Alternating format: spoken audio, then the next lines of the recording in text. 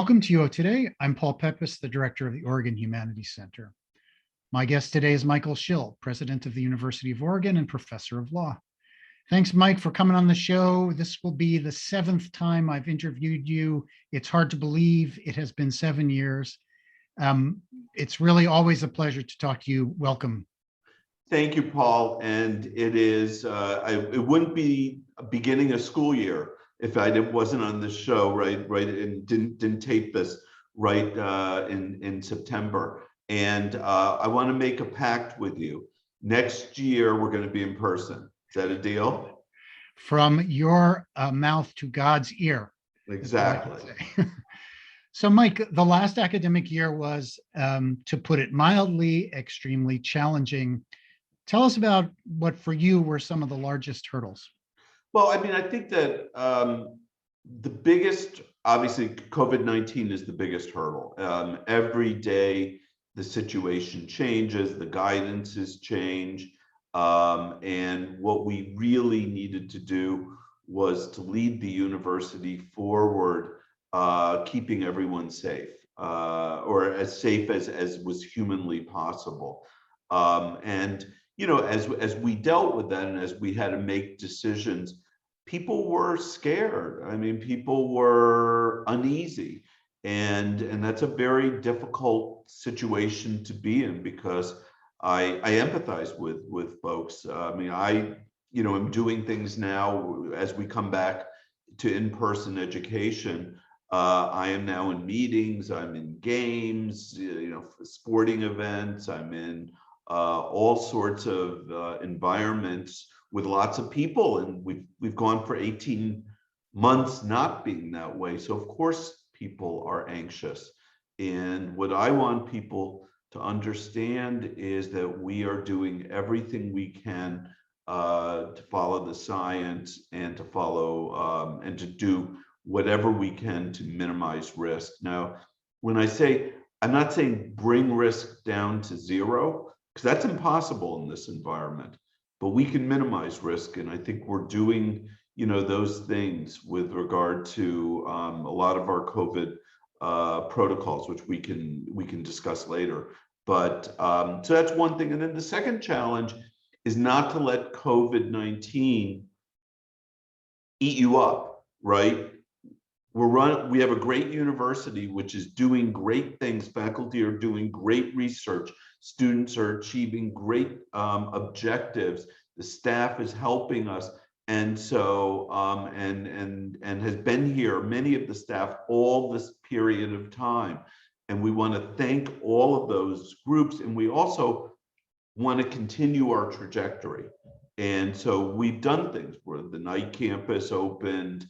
Our faculty did an amazing job teaching our students remotely. I did a class, and so I can tell you, remote is not so easy. We need to move our university forward, and hopefully we'll get to talk about some of those positive things too today.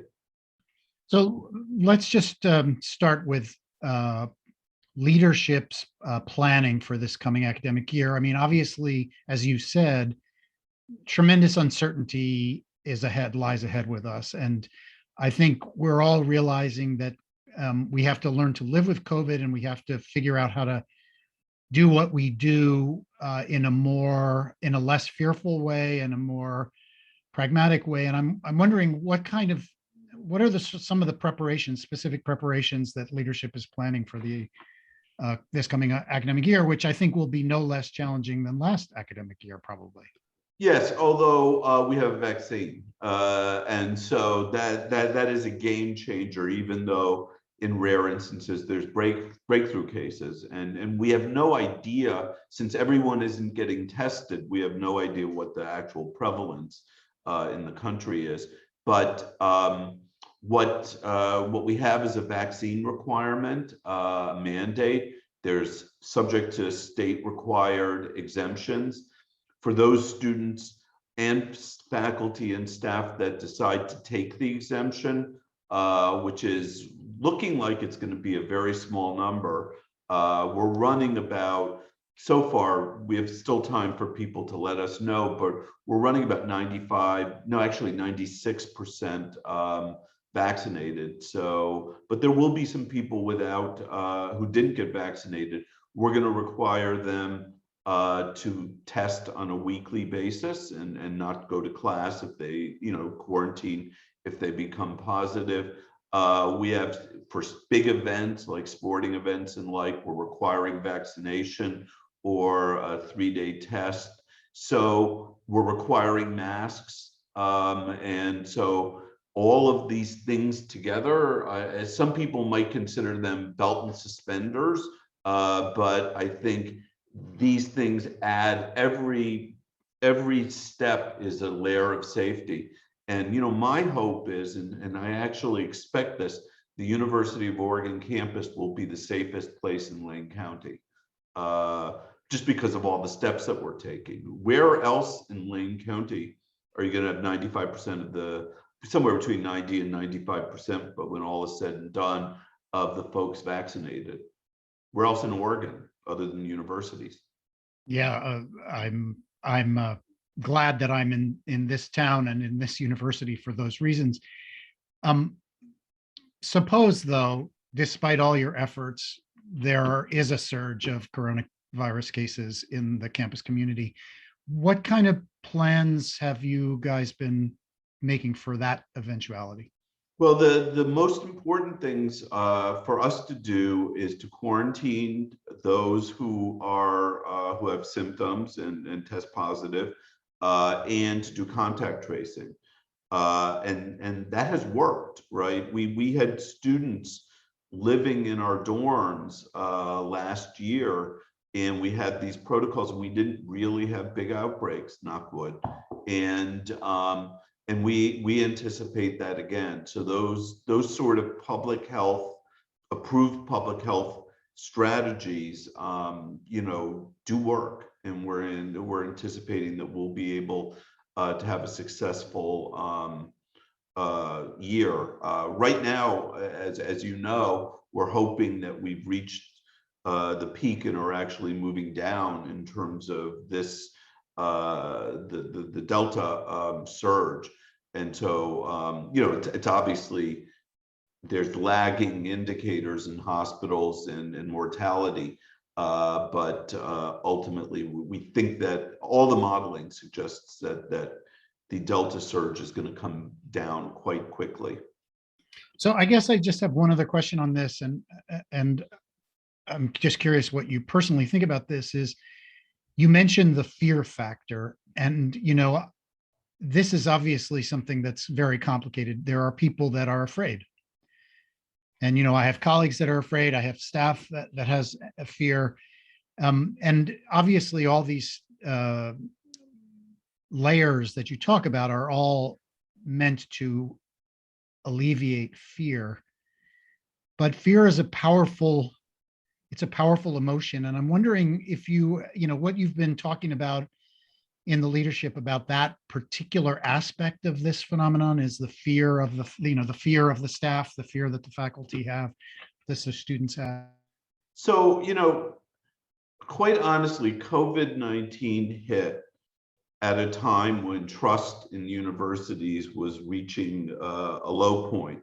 And that's really too bad. And as you know, since I've been president, and I've said this over and over again, I want the faculty and the staff and the students to have trust in the administration that we are trying to do our very best. And sometimes that's easier to achieve than at other times, particularly in a culture like Oregon's, where there's a strong populist approach, where there's skepticism.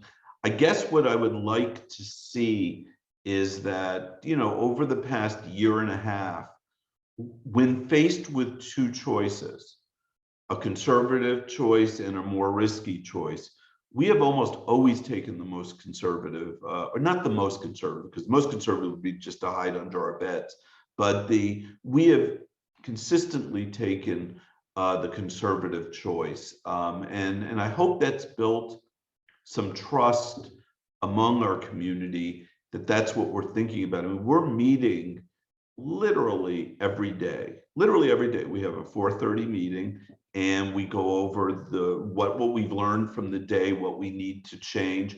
And I know that's been, I've read some things that suggest that some people are sort of frustrated that we don't have a full plan that takes you from soup to nuts right at the beginning. And the point is, this is changing. Who knew the federal government was going to have a mandate? Who knows what the state is going to do? Who knows whether there's going to be another variant? So we are on it. We're paying attention to it. We have a really great group of people who are dedicated to working on this subject. And we're going to hopefully, we're not going to be perfect, right? I will make mistakes. I always make mistakes. That's just, I'm human. But what we really need to do is understand that we're doing our best and that we have a really, really great emergency management structure. The last thing to answer your question about what we can be doing is we can empathize with people. I mean, you know, I'm right. I understand the emotions that our faculty have. I understand the emotions that our staff have. I understand the enthusiasm that our students have to get back together again. So different types of emotions, but we need to be laser focused on our mission too. And our mission is to educate students. And our mission is to make sure that the most vulnerable of our students don't fall behind.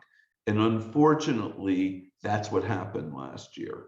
And so we need to get back. We need to get back in person, and we need to move forward in a way that is as safe as humanly possible. So despite all the challenges last year, there were some real significant accomplishments at the University of Oregon. Probably the one that people are most aware of is that the first building of the night campus was completed in December.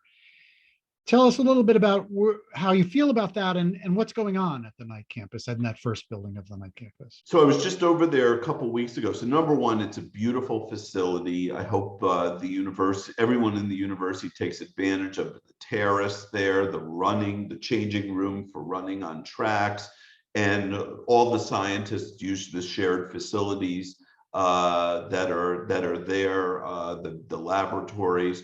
And in December, we opened the building. It is full. There are researchers running around. We've hired 13 to 14 tenure line faculty. There's lots of non-tenured faculty. There are researchers, there are graduate students. We have our PhD program with 20 students that we're doing jointly with OSU in bioengineering. The building's spectacular, and then obviously so the first thing was December, boom, we have the new building. Then what we have is a few months later, Phil and Penny, delighted by the progress that we've made, double the gift, and so have now given a total of $1 billion, which is just extraordinary and unprecedented in public universities. And that's going to allow us to grow to 30 faculty, tenure line faculty. All those positions are endowed, so they don't take a drain off the rest of the university. There'll be tons more graduate students, and there'll be a second building. And the second building will go just to the north of the first building, on a parking lot that is there that we previously purchased. So I'm just super excited, and what's most exciting is the work going on there, the work in terms of bioengineering, regenerative medicine, precision medicine, really at the forefront of bioengineering and the education that's taking place. This year we have a minor for undergraduates in bioengineering. As I mentioned, we have a PhD program. So the mission of our university is being fulfilled by the night campus, even though the funding is a funding that doesn't involve state funds. So among other things that new things that are happening on campus is the College of Arts and Sciences has established the School of Global Studies and Languages.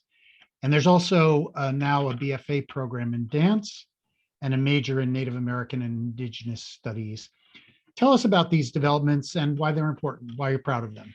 So I think they're important for a number of reasons. One of the reasons, and I love them because each one of these developed in the way that academic programs should develop, which is they bubble up rather than they bubble down. I mean, you can do both ways, but in the end, my belief is that if the faculty don't want something, if the faculty aren't sufficiently bought into an idea, that idea is not going to succeed. In the night campus, it came from a group of faculty in the sciences that wanted applied sciences. Here, what we're seeing is a bubbling up in the humanities and in the School of Music and Dance and in the social sciences. So, and I'm thrilled with that sort of energy. And Cass, the dean of Cass, Bruce Blonigan, is to be praised for the work that he did on the School of Global Studies, along with the department chairs. And basically, it was to facilitate a new way of thinking both about languages and globalism.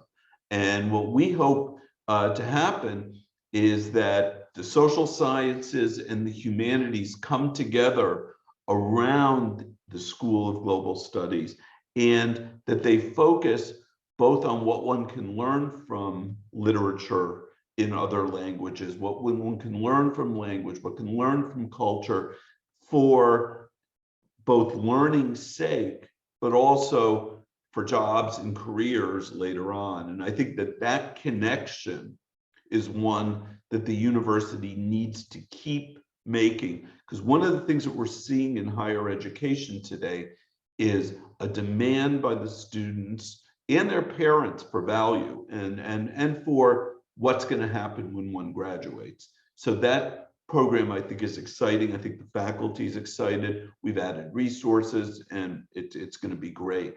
The BFA in dance, again, came from the School of Dance, didn't come from the provost or me. And it was an opportunity it will be the only BFA in the state of Oregon.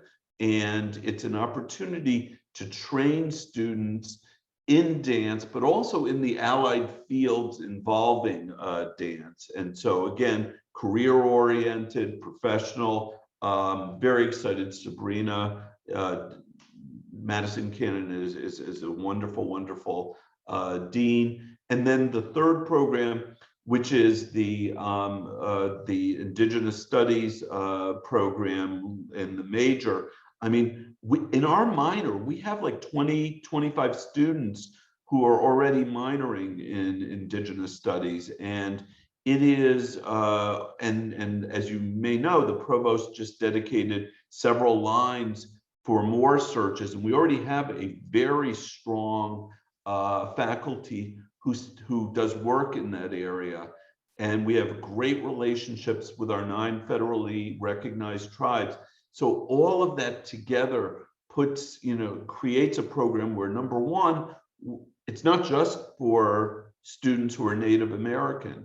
It will support students who are Native American, but we all should be understanding the history of Native Americans, both in the United States as a whole, but also in our state of Oregon. And this program will prepare students to go work with tribes, to go work in communities, to be sensitive, whatever they work in, to different cultures. So I'm just really, really excited about this program. Yeah, all of those are fascinating and exciting initiatives. Really looking forward to seeing how they all evolve and develop. And So, Paul, one other thing, it also shows we're not just all about science, right? I know that some people sort of, maybe roll their eyeballs every time I make investments in the sciences, which were very important at our school because they had been disinvested prior to the time I got here. But I think that, we can chew gum and walk at the same time. We can build the sciences and we can also build the humanities and social sciences. But we need ideas, forward-looking ideas. That's the most important thing. So speaking about walking and chewing gum at the same time, last year, as you were being the president of the University of Oregon, you taught your first class at the University of Oregon. Tell us about that class and your experience of it. So it was fun. I mean, normally I love teaching. And when I was dean at Chicago, I would teach undergraduates.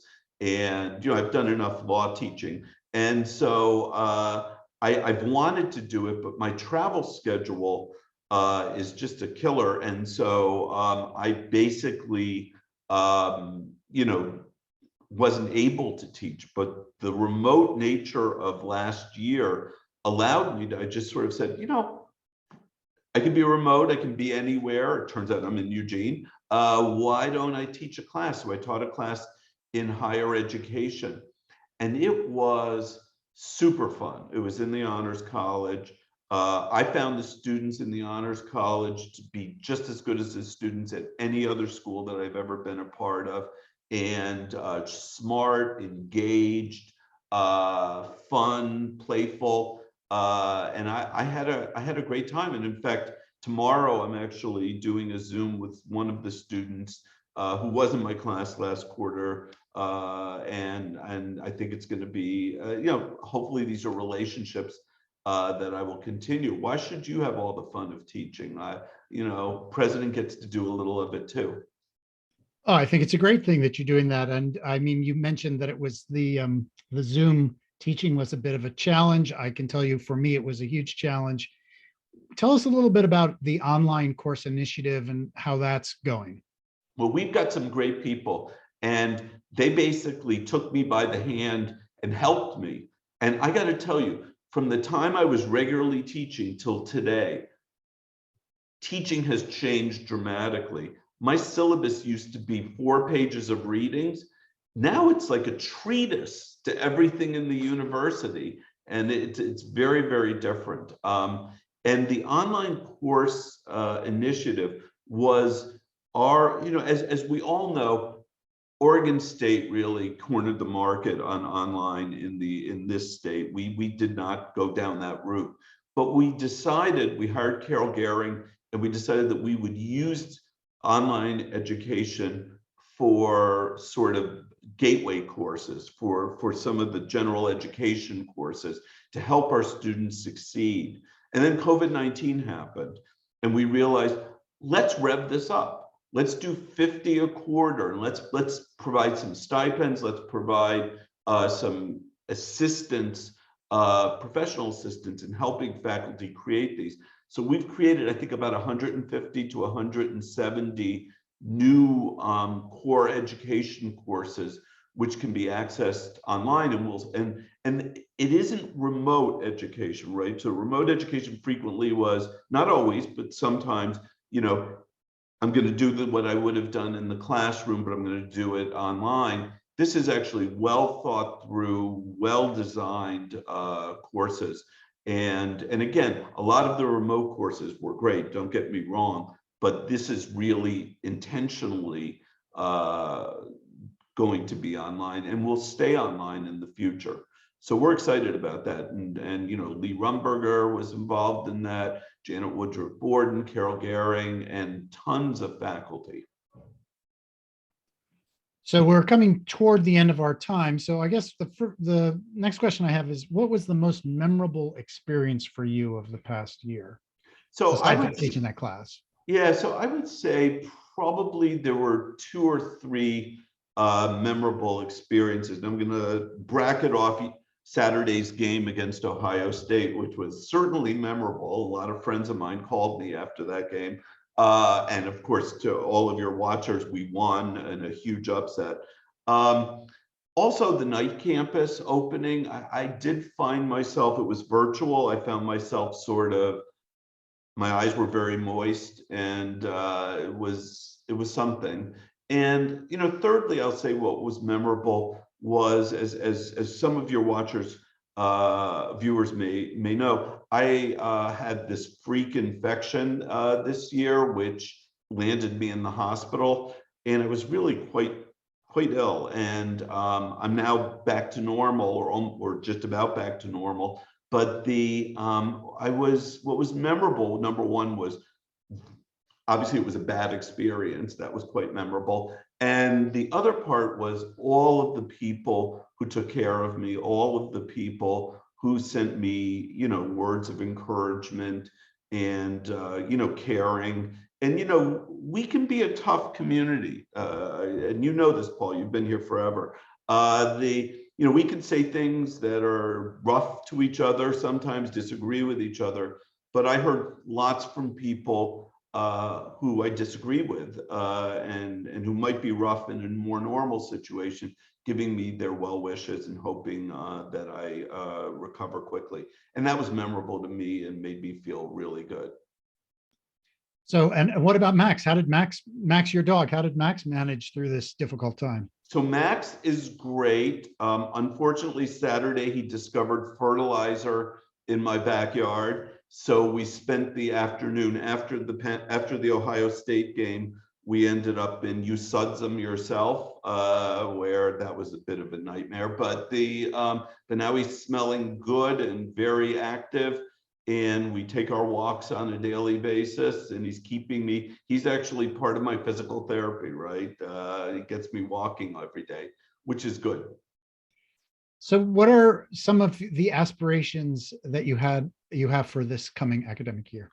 So one is that we get through it successfully, safely. That's obviously very high on my list.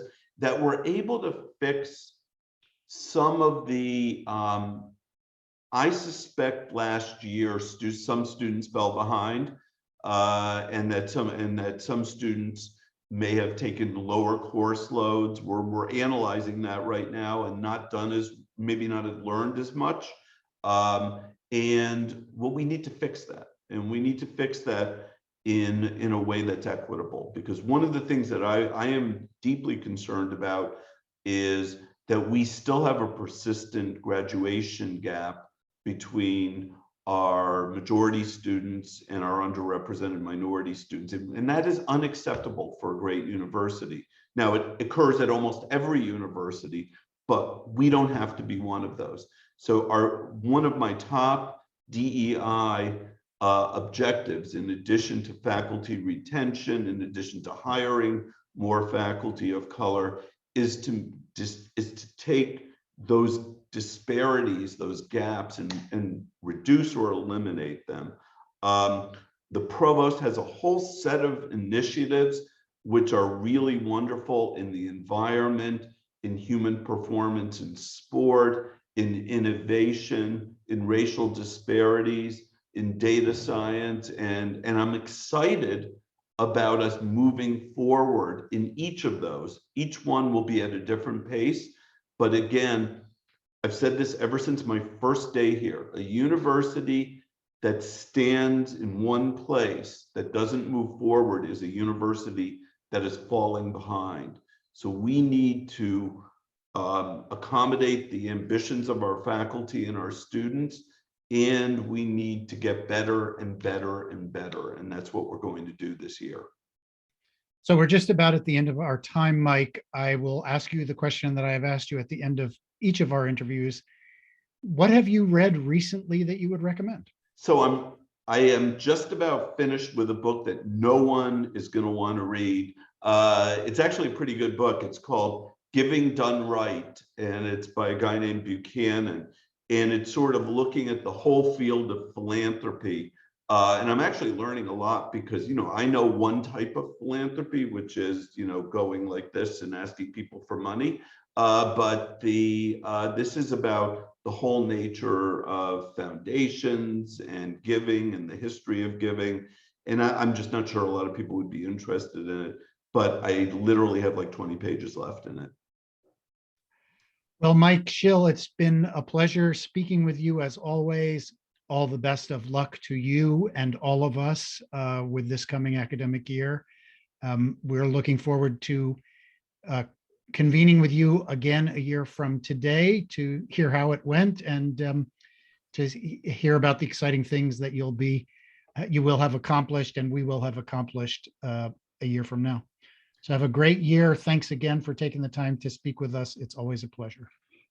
Thank you, Paul. And I should have mentioned Kimberly Johnson's book too. I read that about 3 months ago. Great book. Everybody read it. Kimberly's a star. And by the way, we have a wonderful interview with Kim Johnson. And I also read that book, and it's a wonderful book. And I would also highly recommend it. So thanks again, Mike. Thank you. Take care. I've been speaking with Michael Schill, president of the University of Oregon and professor of law. Thanks so much for watching.